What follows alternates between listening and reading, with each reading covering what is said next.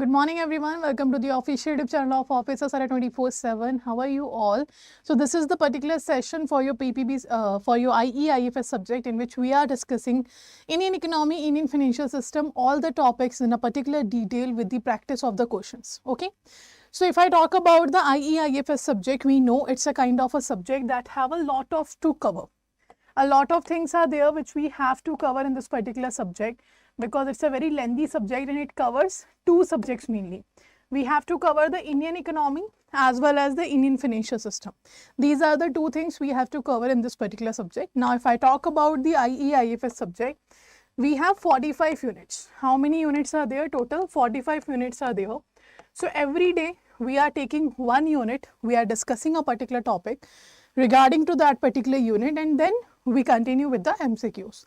Now, there are certain units which need more than one part.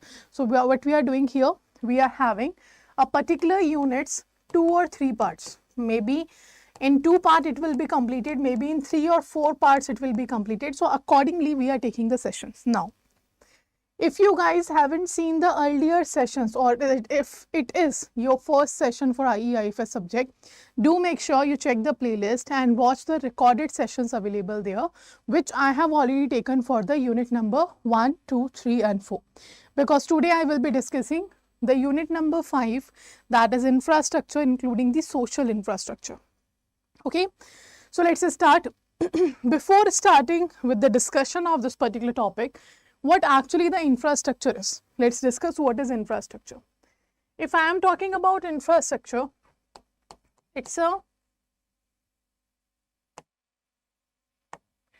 infrastructure is a kind of basic requirement, I can say, for the growth of the country. If you want to have economic growth, you have to have a proper infrastructure, because with the help of infrastructure you will be having the economic growth. Now, what actually the infrastructure is? Infrastructure is the physical infrastructure or physical network that helps us to link between the certain places or among the certain places. Like, for example, if I talk about the railways, roadways, ports, airports, if I'm talking about all these things, they are the kind of physical network. They are helping us to reach from one destination to another. Apart from that, we have certain kind of infrastructure in our country that's helping us to survive in the economy, like the hospitals, like the schools, like your financial institutions. They are the necessary for running the economy on the continuous basis. So these are the kind of institution or kind of physical network in the country that's helping us to run the economy to have the growth. If you do not have a proper infrastructure, you won't be having the economic growth in the country. Now, how so? To understand this statement, let's first understand what actually the economic growth is. So, economic growth relates to the production of the country. Economic growth relates to the production of the country. Whenever the production of a country, you can call it a production, you can call it a national output. Whenever the national output is increasing, you can call it, whenever the economic goods and services are increasing, anything you can call it. It means very simple. Whenever the production in a country is increasing, the goods and services is increasing in a particular financial year, it represents the increase in the GDP. So what is GDP actually? Gross domestic product. And gross domestic product says that whatever production happened within the geographical boundary of a country within a financial year, its money value is GDP. So whatever production is happening in the country, increase in the production represents increase in the GDP. And when the GDP is increasing, it means economic growth is increasing, because economic growth represents us the increase in the national output, the increase in the production of a country. So whenever the production is increasing, your GDP will increase, your economic growth will increase. So it is directly related to the production of the country. Now, if you want to increase the economic growth of the country, you have to have an infrastructure. It's a kind of foundation, I can say. Why? Because let's say people were demanding goods and services and you have produced those goods and services. Now what? You have to make those goods and services available for people, no? And when you will be able to make that available for the people, for the end user, for the consumer of yours, when you have a proper infrastructure. when you have a roadways, railways, airways, seaways, then you will be able to transfer the goods from one location to another to give that to the end user. If you do not have connectivity, you won't be able to supply the goods. And if you won't be able to supply the goods, what's the sense of producing it? So that's why I'm saying, if you want to have a proper economic growth, for the economic growth of the country, we need the infrastructure. All kinds of infrastructure. If you remember, or if you have read the news or something, you always see in the rainy season, Himachal, Uttarakhand, these kind of states are there, or Kerala, Karnataka, these kinds of states are there where the transportation somehow affects because of the flood, because of the landslide. And in that time, it's very hard to deliver the goods and services. Even the food supply was not able to be provided. So that's why I'm saying, if you want to have a growth of the country, you have to have a proper infrastructure to make the goods available at the doorsteps of your end user. And that's how infrastructure becomes very important for the growth of the country. Clear? So I hope this is clear to each and every one of you. Now let's start here. So this is our unit number 5, part 1. Okay, unit number 5, part 1 we are discussing, that is infrastructure including social infrastructure. If with the number of classes we are talking about, this is the 13th class. So if you haven't watched the earlier 12 classes, then do make sure you check the recordings which is available in the playlist of Officers Adda 24/7 YouTube channel. Okay. Apart from this, also yesterday I have started the English medium batch. If you haven't seen the orientation class of the English medium batch, then do check that, because we have started PPB in the English medium batches from 20th of November. One demo session will be there on Officers Adda 24/7 in the evening 8 to 9 p.m. If you want to check the demo session, you can check that. Accordingly, you can enroll in the batch. Now, Module A, unit number 5, we are talking. In the Module A, we have total 11 units. We are discussing about the unit number 5. Let's start. So, the basic understanding I have given you about the infrastructure. Now, let's have a certain theoretical study. Infrastructure investment increases the capital stock required for the economic development. So, we are saying, if you are doing an infrastructure investment, so first of all, infrastructure requires a large scale of investment. Infrastructure requires a long-term investment, because it's not like a kind of work which you can complete within a week or within a month. If you are building a certain physical network, it will take time. It will take years to complete it, right? And that's why it needs a long-term capital for the, it will need a long-term capital and a large scale capital. Clear? Now, infrastructure investment increasing the capital stock requirement, it's very obvious now when you are producing the goods, or when you are establishing the roads, bridges, buildings, etc. They will take time. So that's why it will increase the requirement of the capital for the economic development. Now, what actually the economic development is? So till now we have seen what is economic growth. Now let's discuss what is economic development. If I am talking about economic development, first of all, economic development is the combination of your economic growth plus welfare, economic welfare. Now, what does it mean? It means, let's say for example, when I am talking about economic growth, I have told you economic growth means increase in the national output. Whenever the national output is increasing, in simple language, you can call it a production. Whenever the production is increasing, your GDP will increase. And GDP is gross domestic product, and that represents your growth in the economy. So, economic growth means increase in the production of goods and services in a country. Clear? Now, it only represents increase in the production. Let's say last year we have produced, let's say for example, India is producing a markers only. Nothing else we are producing, we are only producing markers.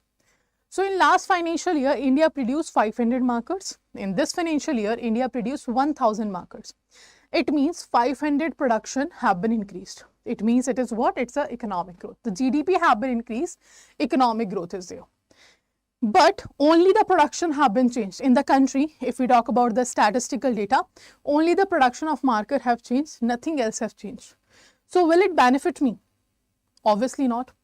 It's very obvious. If I'm taking my classes, in my class I'm using one marker for the period of 6 months. So in 1 year I will be taking 2 markers. Okay, it's not like my demand have been increased. I will be purchasing only 2 products. It's not like my income has been increased because there are more markets have been produced. So the growth represents the economy, that the economy having a good time, economy having a welfare only. But that's not a development. If you want a development, for the development you have to provide benefit to the human resource. For example, if you want India to become a developed country, or if you want any country to become a developed country, first you have to develop its human resource. Until and unless we have everything which is required to grow, we are not able to grow. Or if we are not growing, it's very obvious country will not grow. So if you want to develop any economy, you have to develop the human resource of the country. For that, after seeing the increase in the GDP, if you find certain positive changes because of the increase in the GDP, if you find the positive changes in the economy, that will represent your economic development. Now, what kind of positive changes we are looking here? So, I am looking here to have a more employment opportunities. I am looking here reduction in the poverty. I am looking here increase in the living standard of mine, because that will be good for me. I want to have a increased living standard. Okay, apart from that, what I want? I also want the increase in literacy rate. I also want to have a better infrastructure development, etc. So all these are the requirements of the human resource. If I am getting a job, it means I am getting a per capita income. If I am getting a per capita income increase, then it's very obvious I will be getting the high national income as well. Apart from that, if I am getting a job, the poverty from the country will reduce. If I am having a job, it's very obvious I will be capable of purchasing each and every basic needs of mine. I will be able to fulfill my needs as well. So it's very obvious. If I want a money, I need a employment. When I got the employment, I will be out of the poverty after a while. Now, living standard, I am having a better way to live. I am having a better literacy rate, because now I have money, I can enhance my knowledge. When I will be able to enhance my knowledge, I will be getting better opportunities for the job. Let's say I am not literate, so I will not get the better opportunity to work in the country.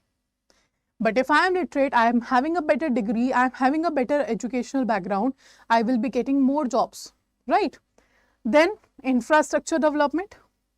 I am now having a house to live. Earlier I used to live in a kacha makan, but now I have a proper house to live in. So these are what? These are the positive changes that we have seen for the human beings, and that represents your economic development. So if you want to have economic development, first you need to have your increase in the GDP. Your production should increase, but this GDP have to provide certain positive changes. When these two things are together, it will represent your economic development.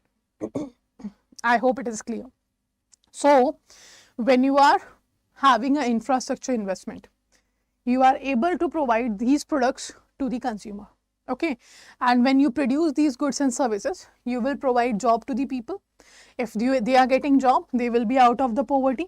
They will be having money, so they will increase their living standard. So similarly, somehow infrastructure is helping us to grow the economy and to develop the economy. And that's what it is very much important for. I hope it's clear. Let me know in the comment section, yes or no. Whatever till now I have discussed, let me know, is it clear? Yes or no? Do write yes or no. Okay, next. So infrastructure investment increases the capital stock required for economic development. Obviously, historically, infrastructure in India has always been funded by the government of the country. And that's true. Always the burden of developing infrastructure, it remains with the government. That's a kind of financial burden government have to develop each and every infrastructure in the country. Okay. Then, however, considering the paucity of public resources and the necessity to redirect precious public resource to health and education, attempts have been made to encourage the private sector investment in the development of this infrastructure. So what we are saying here, first of all, always if you talk about since the starting, always government have this burden to do the social welfare, to provide services to the consumer. Government have this burden to have the infrastructure development, to provide social infrastructure to the people, right? If I am using road, if we are using roads, we are using buildings to live, we are having a railways, roadways, all this have been provided by the government. So all the financial burden used to be on the government. Still it is, but not fully, because now we are using the triple P model for the infrastructure development. Now what is this triple P? Public-private partnership. This triple P have two full forms: purchasing power parity and the public-private partnership. So today we are talking about the public-private partnership. Now you can say source of finance differs greatly between sectors. Some like railways, nuclear power, in these sectors government have the monopoly and government will be investing the money for the infrastructure development. Some industries are dominated by government spending while others are controlled by the overseas development. You are getting a grants, with the help of that fund you are developing the infrastructure, and there are certain sectors in which private services, private sectors, private firms, private industries are providing the funding. Clear? So this is what we're talking about. These are the different sectors having a different ways to have a source of finance. Clear? Now the best model right now is triple P, that is public-private partnership. Now this is what?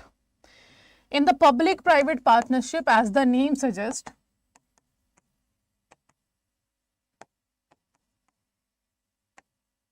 this is the kind of model. A lot of types of this model are there, and the maximum used model of triple P is build, operate, transfer.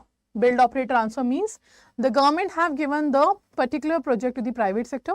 The private sector that build that particular infrastructure, then it will operate for a certain years, and after that it have to transfer the ownership to the government.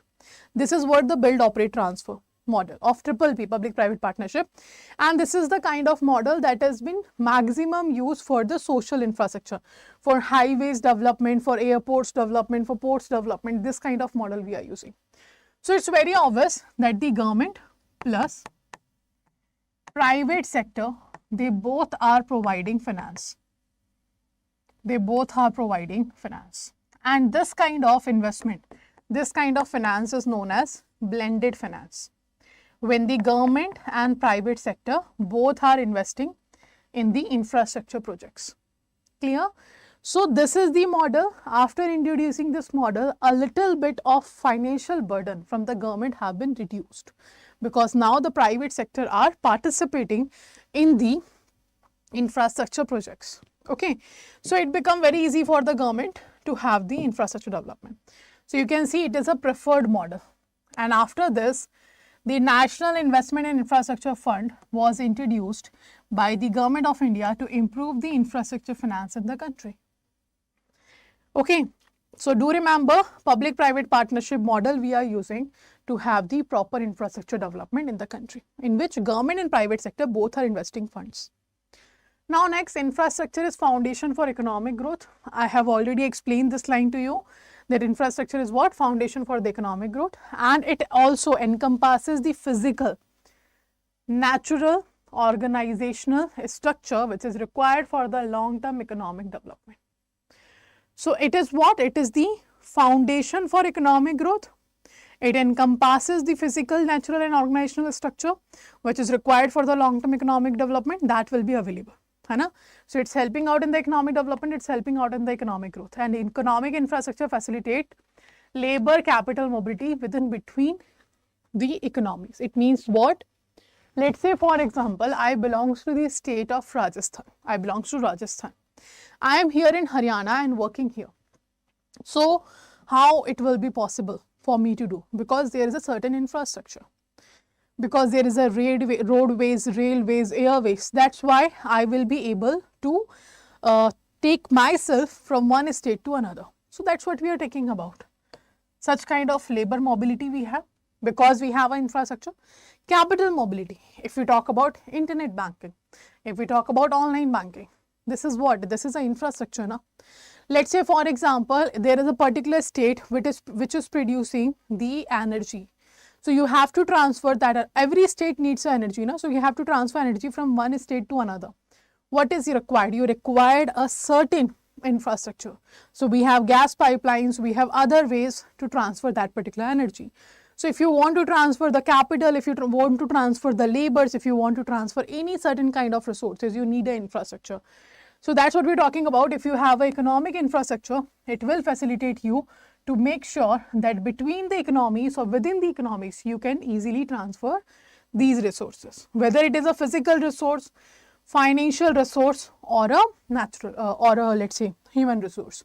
All these resources can be transferred if you have an economic infrastructure. Next, when I talk about the infrastructure, there are three definite types of infrastructure you will find. That is, in front of you, we are talking about solid infrastructure, hard infrastructure, soft infrastructure. So what are these? If I am talking about a solid infrastructure, it's simply a kind of infrastructure which help us to produce high quality goods and services. Okay, it is helping us to produce the high quality goods and services, as well as it will provide you the transport of finished item to the marketplaces and builds essential social institution like schools, hospitals. So this is what solid infrastructure is, a kind of infrastructure which is helping us to produce more better quality goods and services. You have a machineries, you have a plants of the industries. They are helping us to produce more goods and services with the quality. Second, they are also providing you the transportation services so that you can make that goods available for the end user. Now, what is marketplace? Marketplace is simply where you find a physical market, where you go to the shop, you tell the seller that what is required to you, and he will be showing you the options. That's what the marketplace is. Similarly, we also have a market space. Now, what is market space? Market space is simply the online market, the e-commerce we guys are having. On Myntra, Amazon, Flipkart, we are doing shopping. So when we do shopping, we use the option there, filter, and we filter as per our requirement. That's a kind of way we are telling the seller that what we are looking for on your website. So simply, when it's a marketplace, it's a physical market, it's a physical shop when you are going and asking the seller to show you the certain options. And the market space is the online market, the online platforms where you are shopping. Okay. So that's what the solid infrastructure is providing you, to have the finished goods from the marketplace, from the shops. It also builds essential social institutions like your schools and hospitals. They are essential to have because they are very basic needs of the country. Without that, you won't be running the economy. Apart from that, now you can see we have a hard and solid soft infrastructure. Hard infrastructure provides us a physical network. It means what? It means provides you road, it provides you ports, it provides you airport, it provides you railways, it provides you pipelines, etc. So the kind of infrastructure which helps you to have a physical network like roads, ports, airports, pipeline, etc. that are required for the operation of what? Modern industrial nation. So this hard infrastructure is a kind of infrastructure which is helping your country to become a modern infrastructure nation. Plus, it provides you the physical network to go from one place to another. Okay.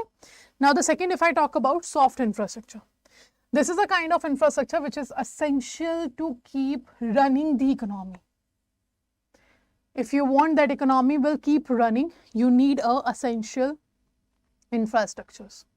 That is financial institution like the banking institution. If you do not have financial institution, how you will be managing the money? Second, educational infrastructure. If you don't have educational infrastructure, you won't be having a proper skilled, proper educated laborers. And when they are not having a proper education, they will not get the better opportunity at the jobs. When they are not getting better opportunity, they will remain poor. Okay. Sorry. Now the healthcare. If you are not well in your health, you won't be providing the full efficiency in your work, full efforts in your work. So that's kind of somehow hurts the growth and development of the company as well as the nation. So we need a health infrastructure as well. All these are the soft infrastructure because they require to keep economy running. Okay. So it is also saturated as physical and social infrastructure. They are also providing you the physical network now. Hospitals are actually physically available. Schools are actually physically available. So they are providing you physical as well as social infrastructure. Social because it's helping out the people to provide them the health services, educational services, etc. Now, next we have our different types of infrastructure in which we have first energy infrastructure.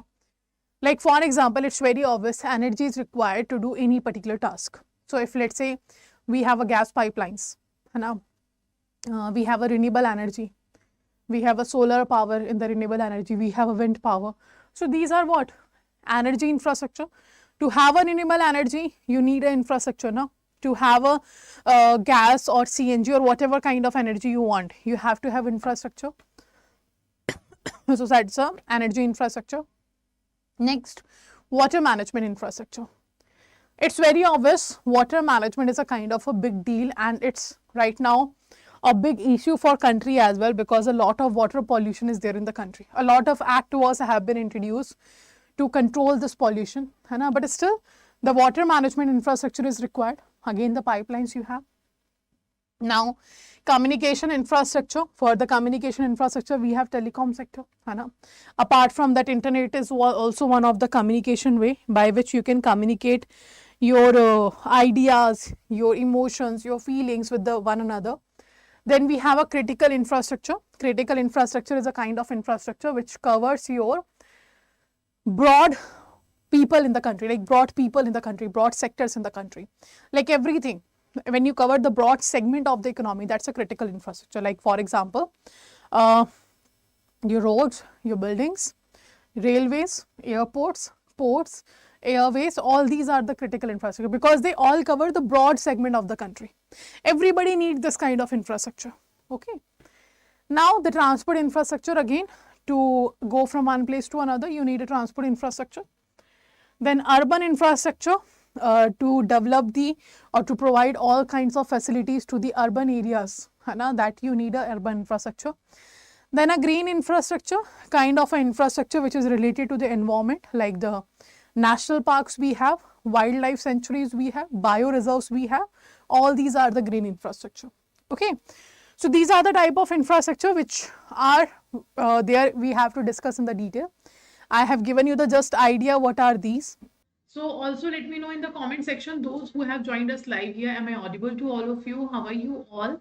So as you all know, those who are regularly joining our sessions or watching a recorded session, you all know that we have started back to basic series for your May 2024 paper, in which we are discussing each and every unit of yours with a conceptual understanding, the basic concepts which have to be remembered if you want to study the particular subject. If you want to understand the concepts, you have to go through a certain basic concepts. That's what we are discussing in this particular series, back to basic series. So okay, yeah, fine here. So this is our 7th class in which we are discussing your economic planning and in India and Niti Aayog. So if you remember, this is our third particular, I can say this is our third part of your economic planning in India and Niti Aayog chapter. So this is your third unit and this is the third part and the last part of this particular chapter. So as you can see, we have taken 3 classes to cover your this particular subject, this particular topic, i.e. IFS, economic planning in India and Niti Aayog. So in this particular session, this is the third part of the same topic. And what we are going to do here, first of all, in the part 1, those who haven't seen the other parts, I will let you know. In the first part, I have discussed what is planning, what is economic planning, what are the objectives of economic planning, what is the history, from where the origin of planning have been seen, what is the history of economic planning in India. Then we have discussed planning commission in detail. This was the part 1. In part 2, we have discussed everything about the Niti Aayog. What is Niti Aayog, when it was introduced, why it replaced the planning commission, what are the roles of Niti Aayog, what are the features of Niti Aayog, what are the roles of state government, central government and union territories there. Apart from that, we have discussed the composition of Niti Aayog, like how many members will be there. And in both the session, we have also practiced certain questions on the topic. Now, in today's session, this is the third part. So the same process we will follow here as well. We will discuss the certain concept, and in the end, we will practice a certain number of questions here. So what we have to do here, first of all, in the Back to Basics series, we are going to cover the concepts, and in the end of the session, based on those concepts, we will be practicing the questions. Okay, so let's start today's session, in which we are discussing your unit number 3, Economic Planning in India and Niti Aayog. This is our class number 7th, but the part of this chapter is 3rd. Okay, this is the third part of this particular chapter of you. So let's start. Here where you can see module A, unit number 3 is there. And in this particular session, we will be discussing further about Niti Aayog as well as Planning Commission. What are the differences and what new strategy have been introduced by the Niti Aayog. So first of all, as per the Niti Aayog, that as we want our country to grow, every country wants to grow always. So if Niti Aayog has said, if the government of India wants the 10% growth, 10% GDP of the country, in that situation, there are certain key areas that have to be developed. It means if the government of our country wants 10% GDP every year, then there are 7 areas on which we have to start working. So what is GDP first of all? If we talk about GDP, GDP is gross domestic product. Gross domestic product means whatever production we are doing within the geographical boundary of a country of goods and services in a financial year, that money value of goods and services is known as GDP. So GDP is nothing, gross domestic product, the money value of all final goods and services produced within the geographical boundary of a country during a financial year. That's your GDP. So whatever production you are doing, that will increase your GDP. And if your GDP is increasing, so does your economic growth will increase. And if you want the growth of 10 years every year, you have to work on the 7 areas that is defined by the Niti Aayog. So the first area that Niti Aayog said have to be focused on, that is better infrastructure. Infrastructure means roads, building, etc., hospitals, schools, financial institution, etc. So this infrastructure have been divided into 2 parts. First is hard infrastructure and second is soft infrastructure.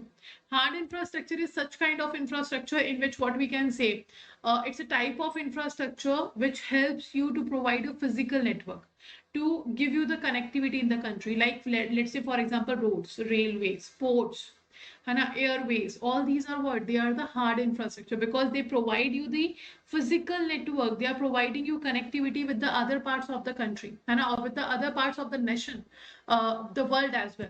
And the soft infrastructure is a type of infrastructure which is actually the infrastructure which we need if we want economy to go on. If we want economy to keep going, then we need a soft infrastructure development. That is like your schools, your hospitals, your financial institution, etc.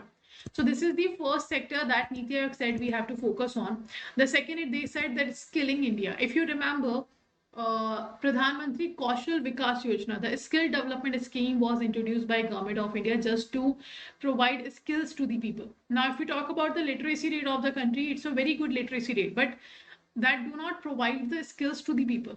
People got the degrees, but they are not properly educated, properly skilled. In the Kaushal Vikas Yojana National Skill Development Program, Government of India is actually providing practical skillings. Like they will help you out to let you know how to use your skills. Let's say, for example, I have done the MBA and I got a very good marks in my degree. But what happened when the company have told me that you have to lead the team of 5 people? I was failed, for example. So I won't be able to lead just 5 people, and I have done the MBA and I got a very good marks in the degree. So what does it mean? It means I got educated, but I am not skilled. I do not know how to implement that knowledge in the practical life. So we are talking about that we have to skill India. That is very much important, because if the human resource of your country is skilled, so does your country will develop. So now third is medical tourism and quality education. If I talk about the medical tourism, it's a kind of a sector that have very much potential to grow in the future. So a lot of people are living abroad, a lot of NRIs are living there, but when it comes to the medical treatment, they come back to India. And because in the foreign countries, in European countries, in US, the medical is so costly. It is so costly that you cannot afford that. You can't afford medical in the foreign countries. So that's why they come to India to take the medical treatment. है ना? So that's why it's a huge opportunity for our country to earn more and more money. With the help of medical tourism, you can earn a certain amount of capital that will help you to reduce or to eliminate the problem of scarcity of financial resources. And apart from that, quality education, it's very important. If you are not properly educated, if human resource is not properly educated, does not matter how much resources you are giving that particular human resource. If that person is not educated, he is not going to utilize your resources in a right way, and will not be able to provide you the right results. So that's why it is very important to provide a quality education. Welcoming businesses. How to welcome businesses? You can welcome businesses by reducing rules, regulations, taxes, duties on the businesses. Like if you want the foreign companies to come India, start a manufacturing unit here, start your plants here and help us to grow, or whether they can come to India and start their plants here, or whether they just want to invest in Indian business. You have to provide them relaxation. If you provide them relaxation, it will be easy for them to start the business in country. That is to start business in India, and that's what we want to the government to do here. Welcome the businesses. Then we have improving farming. You have to improve the farming, because it's still in this situation, if I talk about 2023, it's still agriculture is the one sector which is providing us around 49% of employment. So 48.9% of employment comes from the agriculture sector. So it's very important you make this agriculture very strong in your country, because if agriculture is strong, it will provide more opportunities to the people. Okay, so we have to improve the farming. Cleaning India, Swachh Bharat Abhiyan. I think everybody knows about Swachh Bharat Abhiyan. So Cleaning India is a project that was started by Mr. Narendra Modi, and it's not like we are using the Swachh Bharat Abhiyan or Cleaning India campaign just to attract the tourism. It's very important for the hygiene. It's very important for the health of the people. Hai. So that's why Cleaning India is very much important. Then apart from that, going green. Going green means climate change. We have talked in the third or fourth lecture. I think climate change is what, when you start noticing, or when there is a long-term changes in the temperature of your country, है ना? So that is your climate change, and to stop that we have to take certain climate action. For that we have to go green. If you see green finance, green bonds, green GDP, these are the certain initiatives that we are taking to help us, to help India as well as the world to eliminate the impact of the climate change, to reduce the global warming, because it is definitely going to affect each and every person on the earth. The global warming is going to impact. It's not like only India is going to impact with this. Every country. Doesn't matter how developed the country is, this global warming harming each and every country. That's why with the partnership of all the countries in the world, we have to achieve this target. So that's why going green is one of the 7 key areas that we have to focus on. Okay, now next we have a so this is what I was talking about. There are 7 areas that you have to focus, that the government have to focus if government wants to achieve the 10% growth. Okay, now apart from that, if we talk about, we have discussed what is planning commission, we have discussed what is Niti Aayog separately. Now let's discuss what is the difference between these two. So the first difference is that planning commission used to make plan on centralized planning, that is top to bottom approach. At the central level, the central government used to make the plan, and the state governments and union territories, they have to just implement those plans. They did not have any kind of say in the planning of the country. So this was a top to bottom model, centralized planning by the planning commission. But Niti Aayog is doing bottom to top approach, that's a decentralized planning. So at village level, at a state level, at union territory level, at every level, the planning will be done. And from the lower level, from the village level, this planning will be taken to the higher levels. And then overall plan of the country will be made. And so this is how the decentralized approach is helping us out to make sure each and every rural area, urban area, metro cities of the country, every village of the country is growing. That's why we have started bottom to top approach. Apart from that, in the planning commission, the central government just used to set the growth target, the goals and strategies, and it had to be set to all the union territories, all the states, just follow or just achieve this particular target. You have to achieve this growth target, you have to achieve these goals, you have to follow this strategy. That used to happen in the planning commission. But in Niti Aayog, the states and union territories are evolved. They are evolved in the national development strategy in that will be consulted with the states, with their union territories. So every national development is in strategy that the Niti Aayog is making. All the states, all the union territories are participating in that strategy making process or decision making process. Now, in the planning commission, fundamentally central government institution without a state representation. Okay, so fundamentally, if we talk about a central government institution was there without the state representatives there. But in the Niti Aayog partnership with the state government to promote cooperative federalism. If you remember in the last session, that means the 6th class, we have discussed that Niti Aayog also promote the cooperative federalism. Niti Aayog try to make a right balance among the among the states and between the central and state governments. So cooperative federalism will help us to have a healthy competition in the economy. And if there is a healthy competition in the economy, you will be easily able to achieve your targets.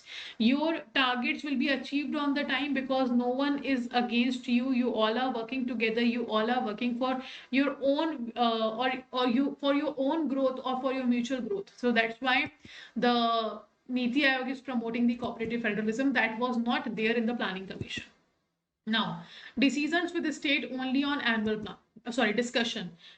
With the states, there used to be single discussion. Hana, they used to do the single discussion with the state, and that was only one-sided discussion. Hana, but in the Niti Aayog, state will continue to receive support from removing bottlenecks or hurdles from their path, and they will also be able to approach the new institution, that is Niti Aayog, for consultation and capacity building. So every time the states will be involved, if they want a certain kind of help, they will be getting the help from the Niti Aayog, and they can come to the Niti Aayog for consultation and capacity building as well. So all these are the differences between the planning commission and Niti Aayog, and that's why we can say the Niti Aayog was introduced. All these are the demerits of the planning commission. That's why we had to introduce the Niti Aayog. So this is the difference between planning commission and Niti Aayog. Okay, now Niti Aayog has given us a certain strategy for New India at 75. So what is the strategy? Now, this particular topic have asked one question in May 2023 as well as in October 2023. So this is important. This is what you have to remember. So in December 2018, Niti Aayog published a comprehensive national strategy for New India. Okay, so a document have been published by the Niti Aayog, that was the National Strategy for New India, including the clear objectives for 2022 and 23. Okay, so what was this? In this particular national strategy for a New India, it was a full exposition spanning 41 critical areas that recognizes previous accomplishment, identifies binding restriction, recommends a path to ahead to achieve the explicitly defined objective. So here the Niti Aayog has given us a certain document in which Niti Aayog has defined what we have to do, how we have to achieve the target. What are the critical areas where we have to focus, where we have to work? What are the what were our previous accomplishment, what we have already achieved, and what we have to achieve? What are the binding restrictions now? What are the path you have to follow to achieve all the objectives and all the goals and targets? All this have been defined by the Niti Aayog in the particular document. Okay, so during the document creation, nearly 800 stakeholders from the central government, from the state government, from the district government level have been asked about this, and as well as over 550 external specialists were also contacted at the time when this document was created by the Niti Aayog. So a lot of suggestions have been taken here, and after taking a lot of suggestion, a document have been created with the 41 chapters. How many chapters are there? 41 chapters are there, and these 41 chapters have been divided into 4 sections. How many sections are there? 4 sections. The first section is drivers, second section is your infrastructure, third is your inclusion, and fourth is your governance. So these are the 4 sections of your 41 chapter national strategy for New India document that have been given by Niti Aayog. Now, Till now, I have discussed two questions that is definitely going to be seen in the paper in form of one-liner question or a statement-based question or a fill in the blanks. They can be asked. First, who introduced the national strategy for New India? Option will be given, answer will be Niti Aayog. Okay, second, they can ask the national strategy for New India that have been given by Niti Aayog with a full document of 41 chapters, in how many sections it was divided. So it was divided in 4 sections. It can be asked. So in that particular document, which of the following is not one of the 4 sections? So you have to find out which of the following is not from drivers, infrastructure, inclusion, and governance. So this type of question can be asked from the national strategy for New India by Niti Aayog and for this particular 4 sections of the document. These are very important. Question will be seen. Now, the next topic is financial resources for economic plans. So if you talk about financial resources and economic plans, if Government of India is doing economic planning, to implement that planning, like planning is free of cost. You can do planning right now. I can plan, I can go Switzerland, I can go, let's say, for example, Singapore or somewhere else. I'm planning this, planning free of cost. I can plan anything, है ना? But to implement that planning, you need what? You need a financial resource. You need a money. So economic planning, whatever economic planning Government of India doing, government need a fund to implement that particular planning. And for that, financial resources are required. And there are 3 important financial resources which helps the government to raise the capital for the implementation of the economic plans.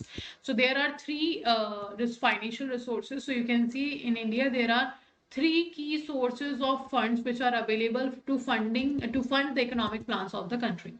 Okay, so first we have domestic budgetary systems, second we have deficit financing, third we have foreign assistance. What are these?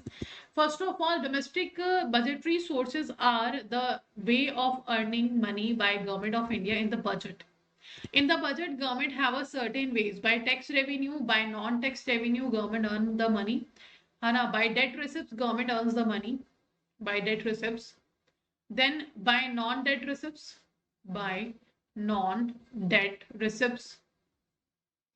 government earns the money. So these are the 4 ways by which government earns the money. And out of these 4 ways, the maximum money government collects is your tax revenue. The maximum funds government is collecting is from the tax revenue. So domestic budgetary sources, if you are talking about now this, domestic budgetary sources, they are the sources in which the government is earning money from the budget. And this is the most, or I can say most of the funds which are available for the funding of economic plan that comes from the domestic budgetary source. The second most way to earn that money is deficit financing, and the third is foreign assistance. So they are in the same sequence. The first is domestic budgetary source, second is deficit financing, third is foreign assistance. Do remember the sequence, because on this sequence, October 2023, one question have been seen. Okay, so this is also one question can be asked from this particular slide. Second, what is deficit financing? So whenever government is making budget, the budget will always be estimated. You are estimating for the upcoming year that what will be the revenue of the government and what will be the expenditure of the government. So if you talk about the deficit financing, this deficit financing help us to bridge that gap between the revenue and the expenditure of Government of India. And this can be done by government can raise money from public, government can raise money from RBI, government can order RBI to print new currencies. By these ways, government can raise capital and can bridge the gap between the revenue and expenditure, and that is known as deficit financing. The third one is foreign assistance. You are getting capital from the foreign sources, you are getting foreign grants, let's say, for example, that's the foreign assistance. And this comes at the third number, which helps the government to raise capital for economic planning. Okay, so the sequence is very important. First will be your domestic budgetary source, second will be your deficit financing, and third will be your foreign assistance. Okay, now, so this was everything we have discussed till now about your economic planning in India as well as the Niti Aayog. So do remember all these things. In today's session, 3 questions are there. In today's sessions, 3 questions will be there in your paper. On the basis of the national strategy given by Niti Aayog for New India. Second, the four sections that we have discussed: drivers, infrastructure, inclusion, and governance. And then the financial resources, that is the domestic budgetary source, deficit financing, and your foreign assistance. So these are the three questions that can be seen in the paper.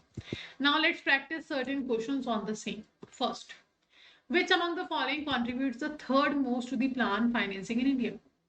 So these are the options in front of you: domestic budgetary source, deficit financing, foreign assistance, and none of the above. I think we have just discussed this. They are asking the third most to plan financing in India, that's the foreign assistance, because most is the domestic budgetary source, the second most is your deficit financing, and the third most is your foreign assistance. So the same sequence they have been defined. So right answer will be your C option. Okay, now next.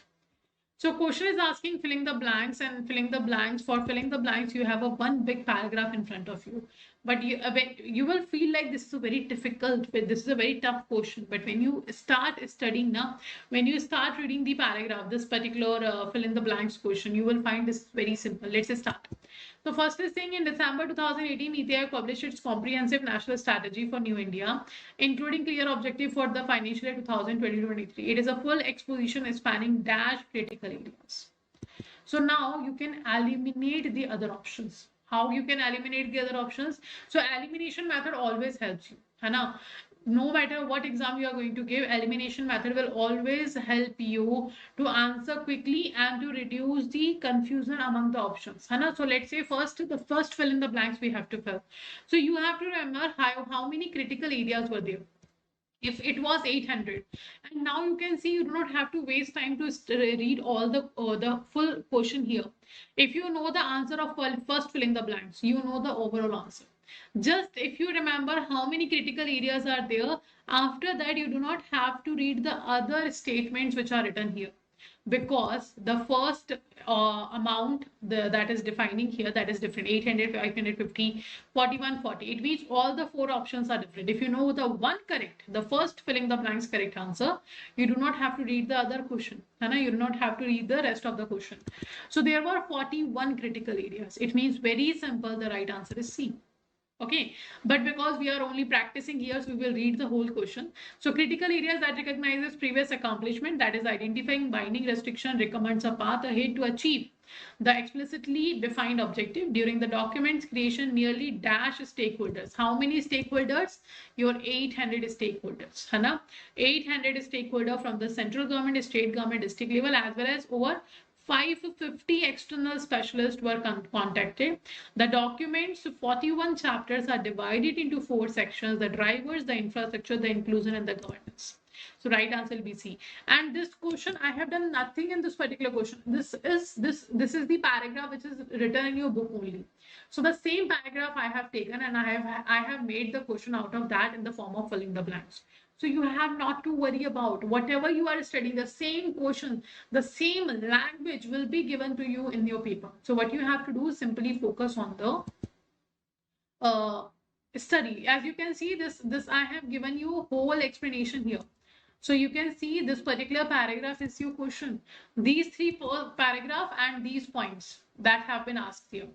Hana, so always you will find what you are reading. Nothing will come outside the syllabus. So do make sure you are covering each and everything. Okay. Good morning, everyone. Welcome to the official YouTube channel of Officers at 24/7. How are you all, guys?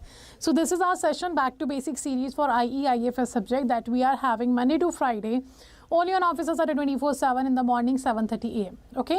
Apart from that, if I'm talking about the dedicated batch to prepare for your JAIIB preparation, it have been started from 20th of November.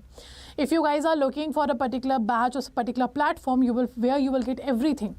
The conceptual classes, the practice test, topic-wise practice test, full-length practice test. Apart from that, the ebooks, everything. If you need one stop solution, that's available only on Adda 24/7. So you can check. In the end, I will show you how to enroll in a particular batch that is started from the 20th of November.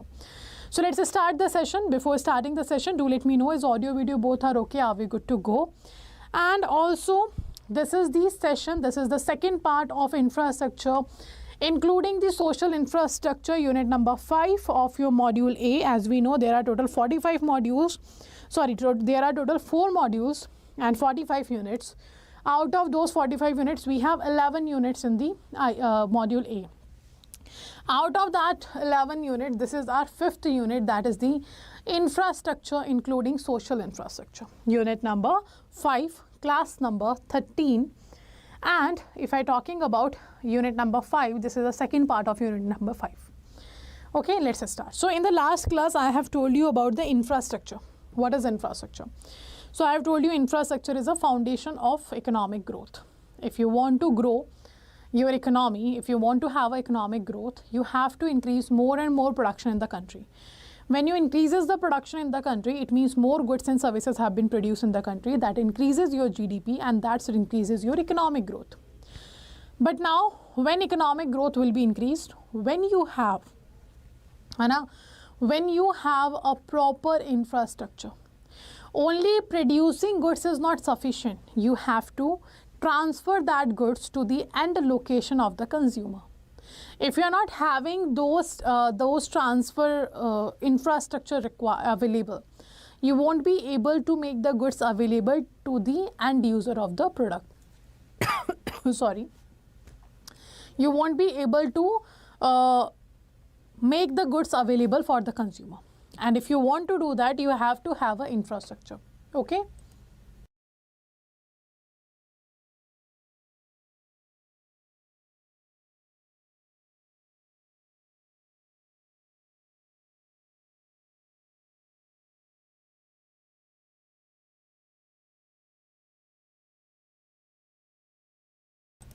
Okay. So if you want to make the product available for the end user, you have to have roadways, railways, airways, seaways, some kind of transportation so that you can make the product available to the consumer. Okay, and that's why the infrastructure is the foundation of the economic growth. Apart from that, infrastructure also helps you out in the economic development, as the infrastructure development is the large scale development and the long-term development, so it needs a large-scale capital as well that will be available with the infrastructure investment that helps out the economic development to have a capital stock. Now, what is economic development? We have discussed in the last class. Economic development is simply when, because of the GDP increasing, because of the more production in the country, when you're producing more goods and services in one financial year, your GDP increases. Because of the increase of that GDP, because of the increase in the production, if you find a certain positive changes in your economy, and if you find out the certain positive changes in your economy, that is known as your what? Your economic development. So when you have a positive changes like employment is increasing, poverty is reducing, literacy rate is increasing, infrastructure development is there, in that situation you will find the economic development that actually helps to change the life of the people, right? So that's what we have a economic development. That all we have discussed.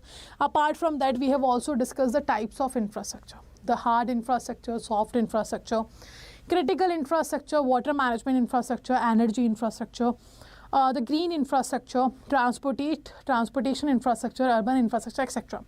All this we have covered in the last class. So now, today we are going to take that particular topic forward. So this is the total units in your module A. We are discussing the unit number 5, that is infrastructure, including the social infrastructure. Okay, now let's start.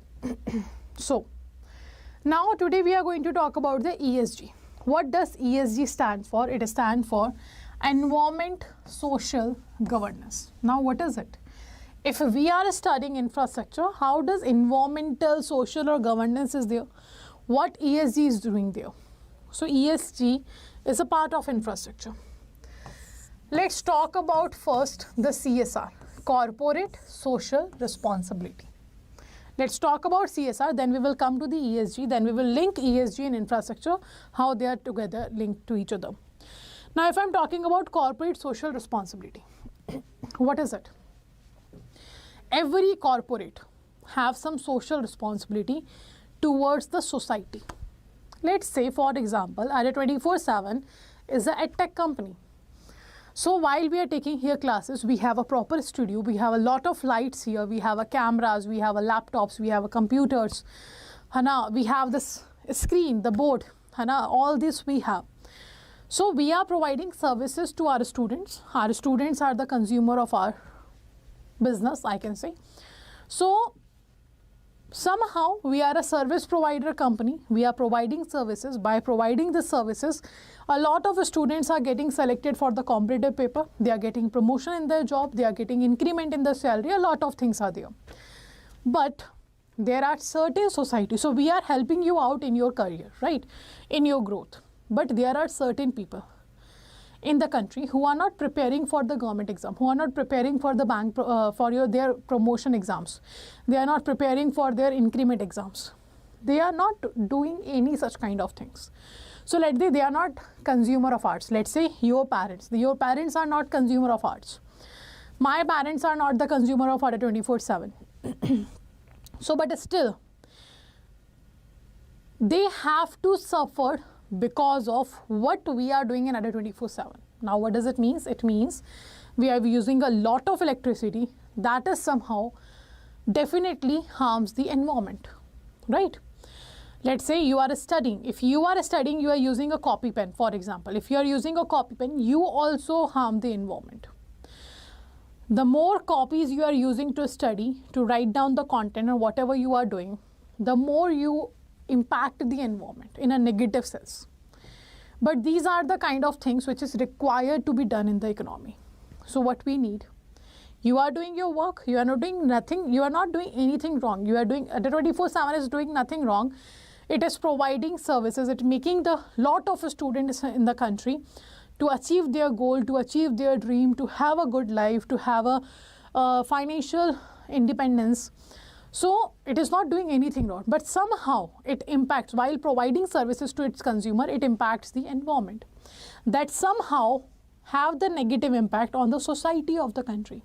So Adda 24/7 have a certain corporate social responsibility for those society people who are not consumer of arts. So what we have to do, we have to give something in return to them that will help them out to reduce, or to not the, we cannot eliminate fully, but we can reduce the loss, we can reduce the negative impact. So we are doing corporate social responsibility. The banks do it, the other corporates does it. Every company have to do it, corporate social responsibility. So in corporate social responsibility, you might be doing plantation, you are having a lot of plants, you have a certain target on every Sunday. The team, you are asking your employees to come to the office, and from the office you are going a certain location, you are doing a plantation. Maybe you are cleaning a particular area by having your employees, by having your team. Maybe you are providing, maybe we are providing free education to the poor people, the poor students.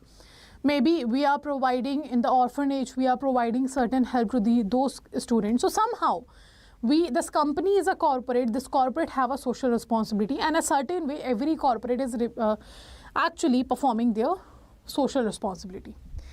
And these are the three major areas which actually help us, or which actually a kind of a modern way to achieve your corporate social responsibility: environmental, social, and governance. So a lot of investors are there. When you invest in something, let's say I am a very big investor. When I am investing in something, when I am going to invest in something, first I check that that particular investment is related to ESG or not.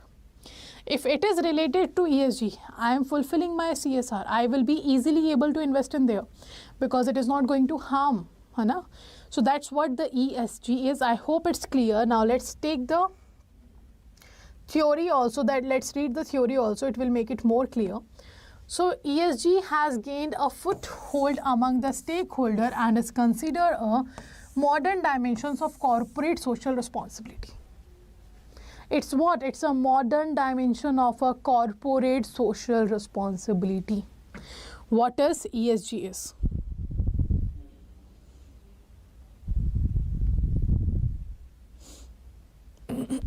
Okay. Apart from that, let's move to the next. What the next paragraph is saying, ESG refers to the three most essential factors which determine the long-term and ethical impact of a business or a company investment.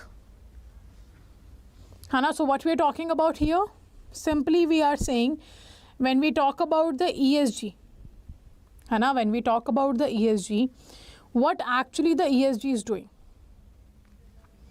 What actually the ESG is doing? ESG refers to those three. Hana, ESG refers to those three most essential factors that determine the long-term and ethical impact of a business or a company investment. So let's say environmental, social and governance. These are the three most essential factors. If the investment you are going to do is related to any of these three factors, it became ethical. It means the investment you are doing, the business you are doing, it's working, it's social responsibility in the market. It means what? It means simply you are doing a kind of investment that is environment friendly. Hana, like now we started calculating green GDP. We talk about the green infrastructure. What is this? We are simply trying to save the environment. We are focusing on the sustainable development. What is sustainable development?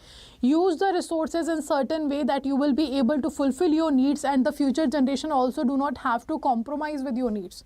If all the resources will be utilized by us, what the future generation will do, how they will survive.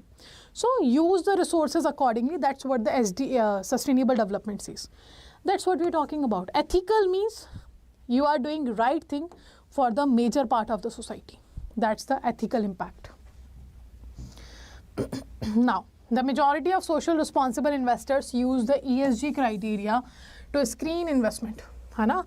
A lot of those investors who are socially responsible, who feels like this is our responsibility to do something for the society, they use the ESG criteria. Hana? For what? To screen their investment. Before investing, they screen their investment, and if it is related to ESG, then they will be happy to invest in.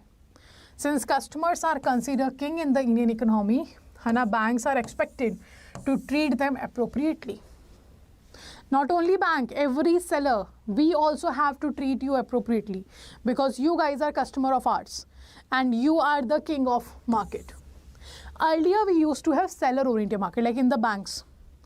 How the seller-oriented market or customer-oriented market works in the banks, let's discuss that. When there used to be a seller-oriented market, we used to have money lenders. Banks were not used to be there. Or if the bank used to be there, they were not that much, it was not that much easy to have the banking services. Lot of restrictions, criterias, collateral, third-party guarantee, a lot of things used to be there. So it was not easy for me to take a loan from the bank, but it was easy for me to take a loan from the money lender because there was no restriction. Hana? So at that time, the seller was the king of the market. I was not the king of the market, the seller was. So whatever rate of interest money lender used to ask, I have to give that because I don't have option. Bank is not ready to give me the loan and no other one is not ready to give me the loan, but I need money. If I do not have money, I won't be able to produce the crops. And how I will survive, how my family will survive. So I have to take the loan from the money lender, whatever interest they ask for. Then whatever collateral they are asking, I have to give that as well. So this was the seller-oriented market in the banking sector context. Now the market is customer-oriented, for example. Now we have a lot of services of the banks. If you are not treating your customer very well, if you are not resolving the problems of the customer will directly shift to the private sector bank, let's say. In the public sector bank, the customer is not getting proper attention or proper services. If the customer have given a complaint, you are not resolving the complaint or some kind of thing, the customer will directly go to the other bank. Because it's all about the customer satisfaction now. Because the market is customer oriented. And the customer have lot of options. You have me as a customer, but I have SBI, PNB, Axis Bank, ICICI Bank, Kotak Mahindra Bank, let's say Bank of Baroda I have, let's say I have Axis Bank, whatever the banks I have. So I have a lot of banks option. So if you are not treating me as a customer well, I can go to the other bank. Because if you are providing savings account, they are also providing savings account. You are providing current account, they will also provide the current account. So, but they will be treating me well. They will be greetings me. They will be doing greetings. They will be asking what problem you are facing. They are resolving my problems in a very minimum time period. So it's very obvious. Now the customer oriented market it is. Customer market is this.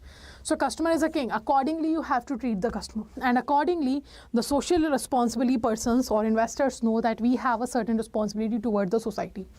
If we work for the society, if we do something nice for the society, society will be a loyal customer of ours.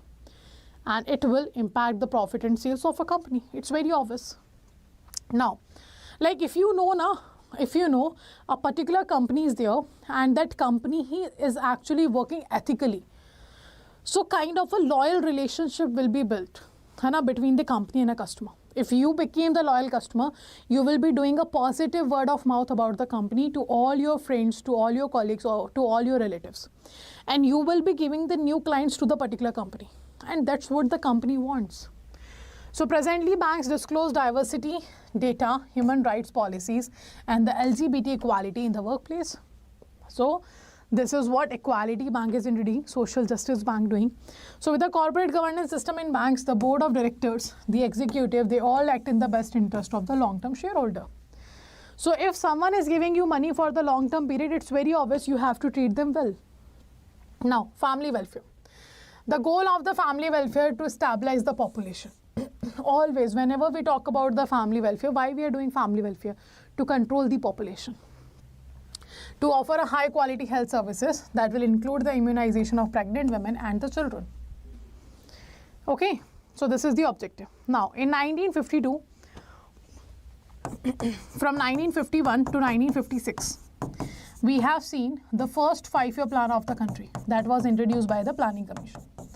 So the first 5-year plan was introduced, and in the first 5-year plan in 1952, we have introduced the National Program for Family Planning. And it was also introduced to control the population at that time. And a lot of impact have been seen because of this. Since its inception, the family planning program has experienced significant policy programmatic development in the control of the population. We have seen that although in 2013, India became the most populated country, we have left China behind, but still this family planning program have helped us a lot to control the population.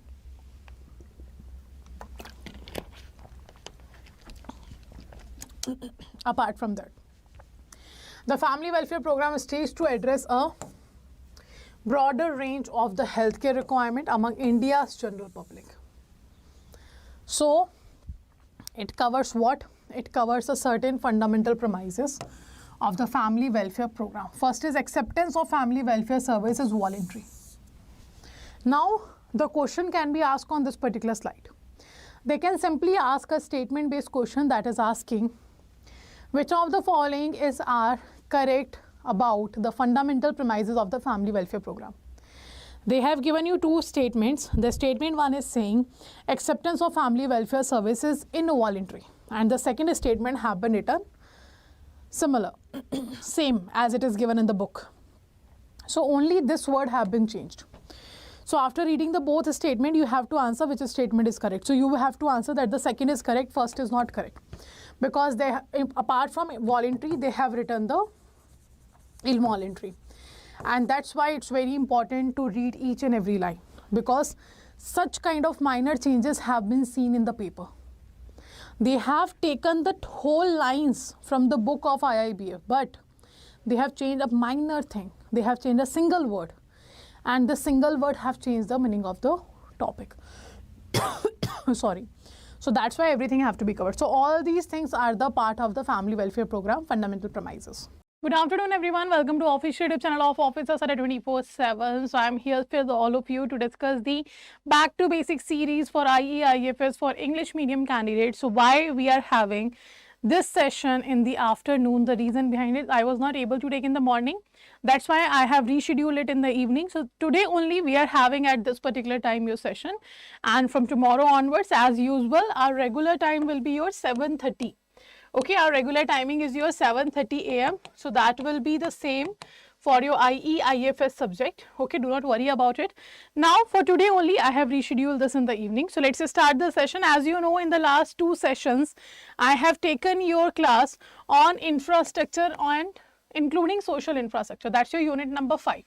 So we have completed the part of theory or the concept related to the unit number 5 in 2 parts. Hana, we have completed part 1 and 2 of this particular topic. Now, what we are going to do today?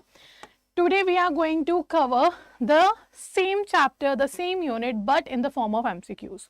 It means today we are going to discuss the questions on your infrastructure, including social infrastructure. Clear? I hope it's okay. So let's start the session. Before starting the session, do make sure you be active in the session. Apart from that, also make sure you answer the questions here.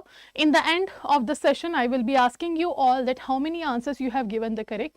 Apart from that, I will be here with all of you if you find any kind of query in any particular question. Let's say if you're watching a recorded session, you can also put your question in the comment section. I will be checking your comment and answering you. And also, this session will be in the morning at 7:30 a.m. Apart from that, I am starting PPB YT sessions as well. That will be starting from Monday in the morning at 7 a.m. So 7 a.m. we are going to join the PPB YT sessions, and at 7:30 a.m. we are going to join the IFS YT session only on offices at 24/7. Okay, Monday to Friday these sessions will be available for all of you. Chalo, now let's start with the first question.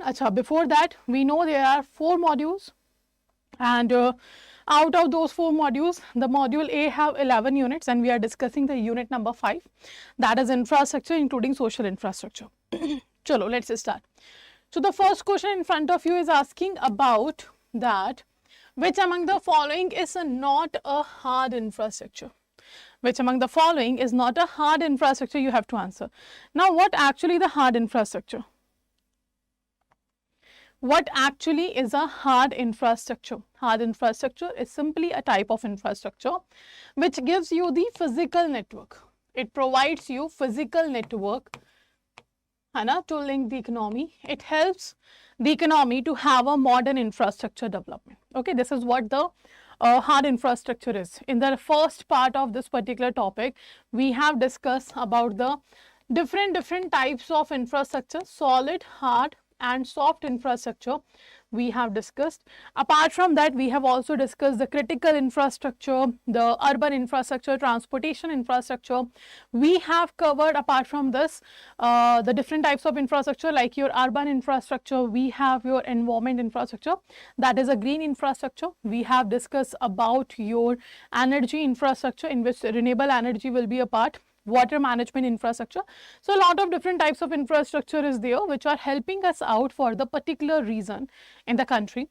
So here the hard infrastructure is a little bit different in comparison to soft. So the hard infrastructure provides us the physical network, helps us to have a communication or transportation in the country, because it covers your roads, railways, ports, airports, etc. So if I am talking about roads, ports and airports, these 3 are hard infrastructure. But this healthcare is not a hard infrastructure. Why? Because there are certain types of infrastructure which are necessary to keep the economy running. And to keep the economy running, it is necessary that you will have your particular kind of infrastructure, that is healthcare. It means hospitals and all, schools and all, your financial system, banking and all. All these are the basic requirements, or I can say these type of infrastructures are the infrastructure which we are going to need everywhere, every time, to have the simple, what we can call it, to have a system going on, to keep the system going on. So that's why healthcare will be a part of your soft infrastructure. So all those infrastructure which helps us, all those infrastructure which helps us to keep the economy running, that is known as your soft infrastructure. This is a part of soft infrastructure. So your right answer will be A option, that is your soft infrastructure, not a part of your hard infrastructure. So do remember the difference between both. Okay. Now the second question is talking about here, which among the following is not a green infrastructure? Not a green infrastructure. So green infrastructure is a kind of infrastructure which is helping us out, which is helping us out to have what? To have a proper understanding of the nature, or to understand the value of the nature. That's the green infrastructure. So the kind of infrastructure which gives you the idea that how the environment helps us, or what value it have in our lives.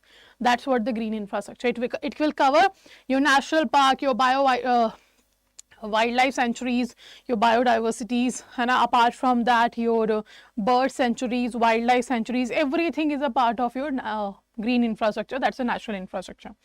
But not the highway. National highway is not a green infrastructure, because national highway is not a type of infrastructure which let us know the value of environment. So right answer will be B. It's not a part of green infrastructure. Wildlife sanctuary, bird sanctuary, tiger reserve, national park, biodiversities, all these are the example of green infrastructure. So right answer will be here B. So national highways, they are the type of hard infrastructure. They are what? They are hard infrastructure. Next, globally today, India stands in renewable energy power capacity.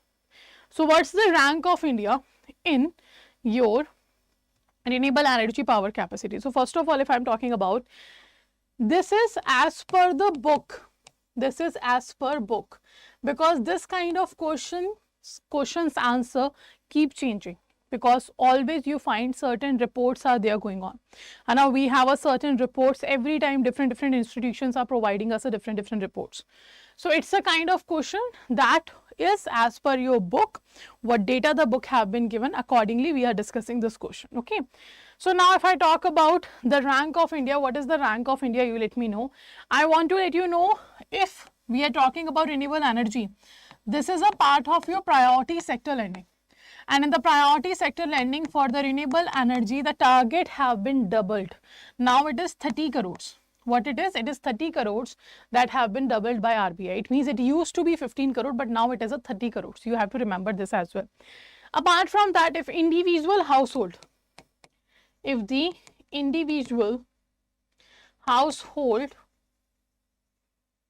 wants to have a solar rooftop, they will be also eligible to take the loan under the PSL category, and that will be 10 lakh. Okay, why we are giving them the loan? For the solar rooftop. So in a certain houses, I think you all have seen that on the roof of the houses there is a solar panels, है ना? So individual households also use the renewable energy for the electricity purpose of their. So that's why if individual household want to have the solar rooftop, they are allowed to take the loan under the PSL category. That will be 10 lakh. Now what is the rank of India? That's the 4th. In renewable energy power capacity, India ranks at the 4th. Okay, so right answer will be C. Next question. Next we have dash is the core and fundamental goal of the family welfare program in India. Is it better education, higher literacy, quality food, population management? If you remember, if you guys remember, we have discussed this particular thing in the second part of your subject class, in which we were discussing about the concept. So in the second class, I have told you a particular page had only one paragraph in a rectangle. So in which I have written, and I have also stated to all of you, this particular line covers one liner question, and that is this question, like what is the core and fundamental goal of family welfare program? So it is actually the population management. In 1952, India introduced national program for family welfare. That was also to control the population at that time. In the first 5-year plan we have introduced. So right answer is population management. Okay, next. Which of the following statement is incorrect about infrastructure? About the infrastructure, which statement is here incorrect? You have to find out the false answer. Infrastructure is an important contributor to economic development. All infrastructure facility directly impact the production of goods and services. Infrastructure is required to provide support services, or next is none of the above. So which of the following you think is not a correct statement? The first one is correct. It is very important for the economic development. The third one as well correct, because it is required as support. Okay, but the second one is not correct. Always the infrastructure facility, they do not directly impact the production of goods and services in the country. Okay, so the incorrect statement will be your B statement. of this particular question. So right answer will be B. Okay, next.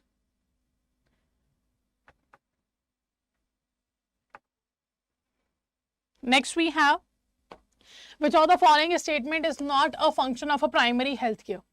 So if we talk about healthcare services, we have three types of healthcare services, or I can say healthcare services have been divided into three parts: primary healthcare, secondary healthcare, tertiary healthcare. Primary healthcare is a healthcare in which you get the basic requirements of healthcare services. Maternal healthcare, child healthcare will be covered as well.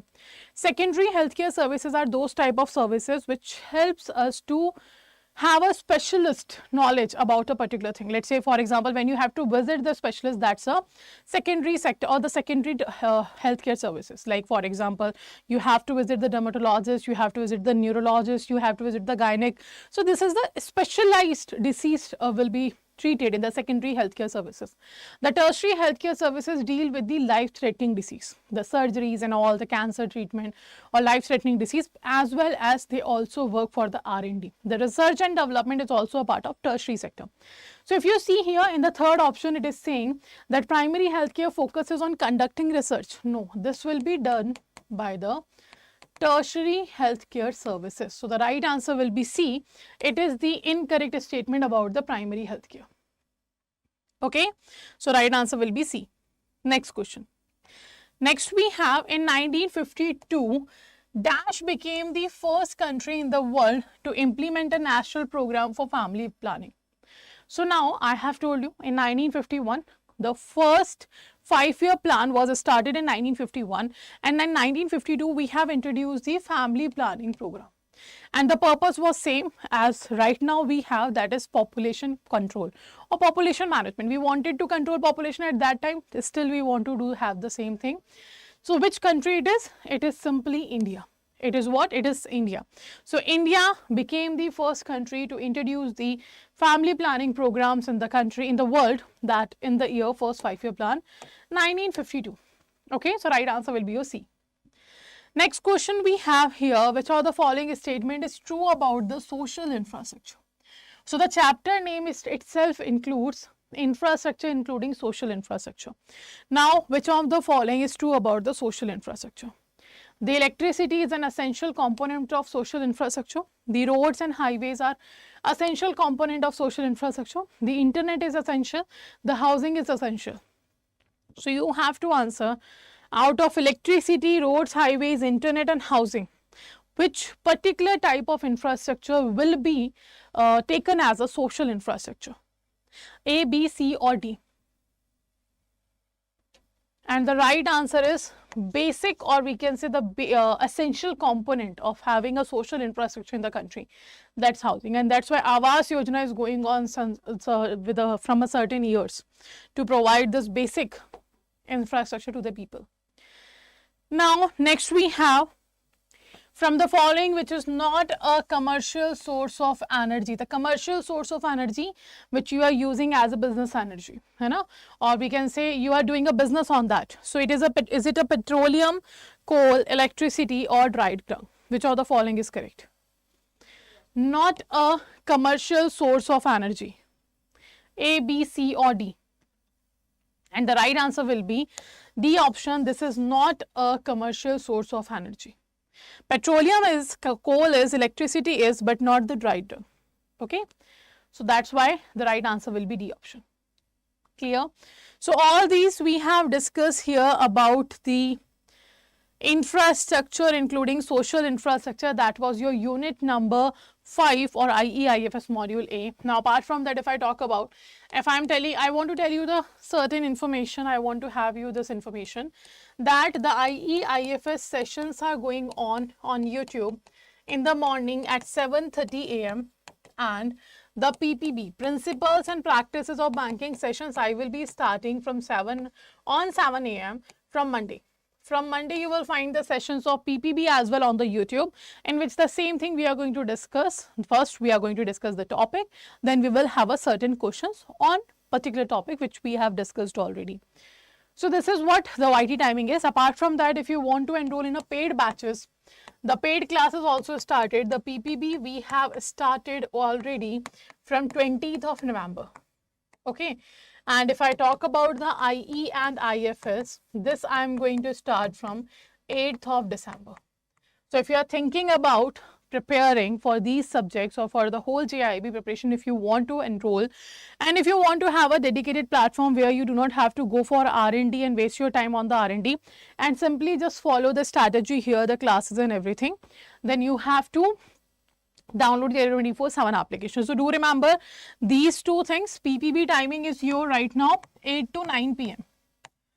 8 to 9 p.m. we are having PPB classes in the paid class. And the IFS timing I will let you know on 8th of December only or before that as well. So now if you want to enroll any of the paid classes, what you have to do, just download the Adda 24/7 application. Then go to the exam category, JAIIB, CIB. Click on the JAIIB May 2024. Click on the view all and you will find all the batches here. You can see all the batches are available. If you want individual subject, comprehensive, all the 4 subjects, everything is available. The green color is for English medium. Okay. Apart from that, you as well as have a Mahapack. Now, what is the difference between Sankalp batches and the Mahapack? In the Sankalp batches, you will find out that you have here all the conceptual classes, all ebooks, all topic wise test, all full length test, 24/7 recording will be also available.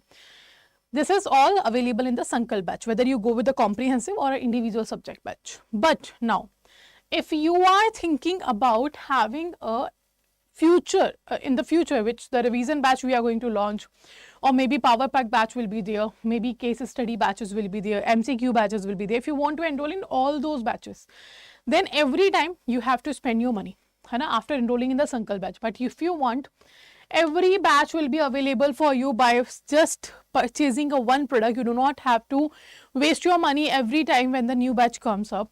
So you have to enroll in the Mahapack. It will be covering whatever the Sankalp batch have. Apart from that, in the future, whatever the batches will be launched, that will also be available here. Okay. So how to enroll? The process is same. Just click on the particular product. Do check the offerings of the product. Validity, decide validity which you want. Click on the buy now option and then you have to enter a code here that will be Y496 and click on the apply. When you apply this, you will find here 78% discount will be available if you use the coins. So do use the code Y496. 78% discount will be available. Okay, and the validity will be of 6 months. That will help you out in your preparation for the May 2024 preparation. So Y496 is your code to get the 78% discount. Okay, and if you find any kind of problem at the time of enrollment, you can contact on this number and ask your query here. Okay, the same process is there if you want to enroll with the Sankalp batch. Like if you want to go with the Sankalp batch, same process you have to use. Here you will get the same 78% discount, but the code you have to use is Y496. That will give you the 78% discount while you purchase same from the Adda 24/7 application. Okay, and the validity here will be 9 months. So this is all for today.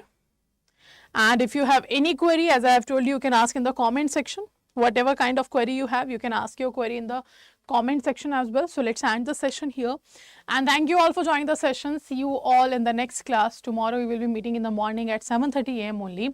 So thank you for joining the session. Last but not the least, if you are new to the Officers Adda 24/7 channel, do not forget to subscribe to the channel and press the bell icon so that all the upcoming sessions notification will be given to you. Apart from that, if you are looking for a bank promotion exam as well, if you belongs to the Punjab National Bank, so the batch I will be starting economics from today in the evening from 9 to 10 p.m. So 9 to 10 p.m. you will find the classes of economics for your clerical to scale 1 bank promotion exams. To check the demo, you can check the Officers Adda 24/7 YouTube channel. Here the demo will be available. The first class free demo will be available. You can check that. Accordingly, you can enroll, and the same bank promotion batches will also be available on the application like I have showed you for the JAIIB. Okay. So this is all for joining. This is all for today. Thank you all for joining the session and take care.